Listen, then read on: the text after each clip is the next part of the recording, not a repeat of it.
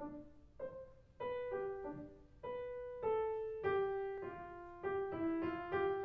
welcome to another edition of Cooking with Lily and Generoso. I am Generoso. I'm Lily. And we got something super special for you as it's April and still cold outside. We're going to continue with soup and stews as opposed to fun summer dishes because it's still cold outside. We have what I call the Italian pork and farfalle stew, which I love to make. It's very sweet and savory, and it's perfect for this kind of middle cold weather that will never ever end. So let's go to what we need as ingredients. First, a wonderful can of puree tomato, some black pepper, salt, olive oil, parsley, some red pepper flake, some crushed bay leaf, cinnamon, a good hearty red wine. I like this Cotoron, and I think that's going to add a wonderful, wonderful flavor to our stew. Some all-purpose white flour, a box of farfalle. We have mini farfalle today. They are super fun, tiny bow ties, as we would call them, Lily's favorite.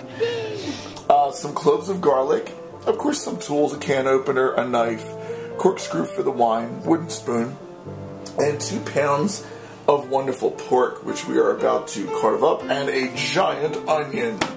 And this will be the basis of our stew. As far as actual pots you'll need, behind you we have a Cuisinart and a small frying pan where we will do our onions separately. So we'll do a little prep work and be right back with this wonderful Italian pork and farfalle stew. So we've done some prep work. Lily's been nice enough to mince up our onion, and our garlic is nice and fine. Taking the lid off of our tomatoes, and taking the cork out of our red wine. What I've also done is I've gotten our pork, and I've cut it into little tiny cubes, as you can see, and we've put it in a bag with some white flour, so that now we have a wonderful array of small cubes covered in flour. Very, very heavy. So the first part of what we're going to do is we're going to go over to our Cuisinart here, and we're going to add a good amount of olive oil to the bottom. Okay. And we're going to let that warm up on like a little bit more than that, a medium flame. And when that starts to heat up, we're going to add our pork, and we're going to start to brown that up a little bit. And in a separate pan right here, we're going to actually cook our onions till they're a little tiny bit crispy before we add them to this base in a little tiny bit. So as that's starting to heat up rather nicely, we're going to run this sort of by. And again, this is a really great dish that you can eat outside of cold weather. I make that joke a lot, but the truth about it is that it is a fairly hearty dish. Think in the terms of like beef burgundy or beef bourguignon. It's got a thickness to it, which if it's 95 degrees outside, you may or may not want to attempt. So as the oil is getting nice and warm, we're going to add all of our wonderful cubes of pork. You hear a nice little sizzle. You know you got it at the right temperature.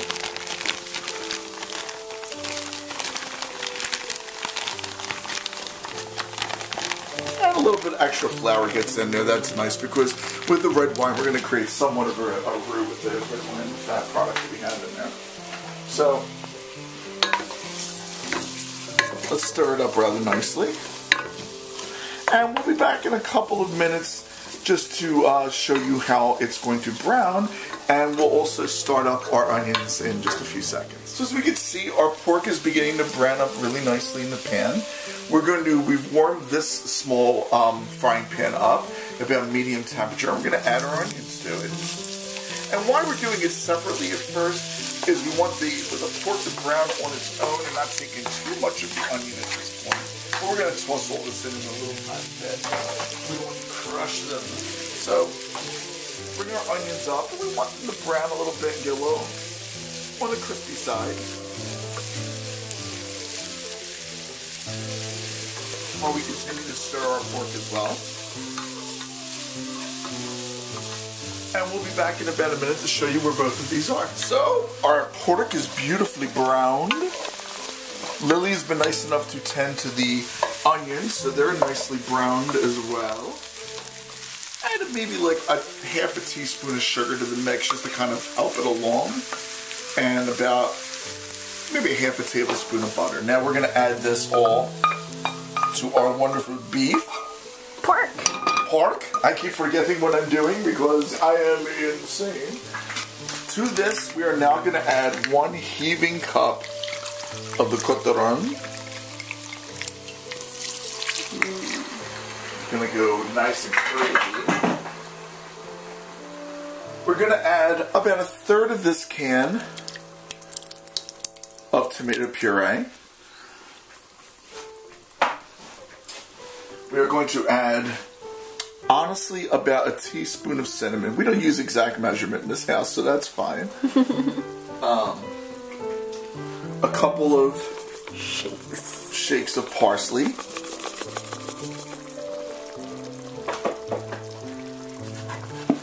Some wonderful salt, about a good 2 teaspoons.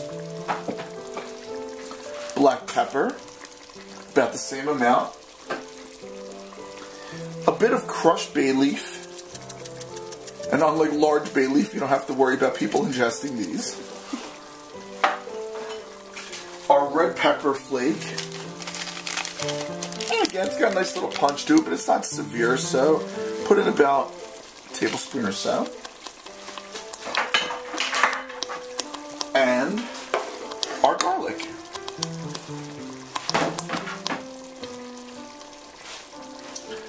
We're going to stir this up. Already smells real nice. Oh, thank you, my dearest. So after we stir this up, we're going to take the flame and we're going to take it down a bit until it's just a whisper. Nice and mixed together. And then we're going to cover it. Leave a little bit out so it can actually steam up. And we're going to let this sit for about 90 minutes. We'll start cooking our farfalle maybe 10 minutes before we take this off the heat. And then we'll have a magnificent dish to share. So we'll be back soon. So it's been an hour and a half. The consistency of this is interesting, which I really love. It's very thick. It's almost pasty to a point. Really, if you've ever had beef bourguignon, it has that same kind of consistency. It's a really beautiful thickness. The actual taste, which we rarely describe actually on video, it has definitely the cinnamon is very up in front, but the savoriness in the wine, which is cooked down, blends with the pork, and it's such a wonderful full taste. So we've taken our farfalle, which we have cooked and drained very, very well. We're going to take a scoop. And this is a wonderful dish. I'm so excited to eat it. It is pork and farfalle stew. I hope you enjoy it.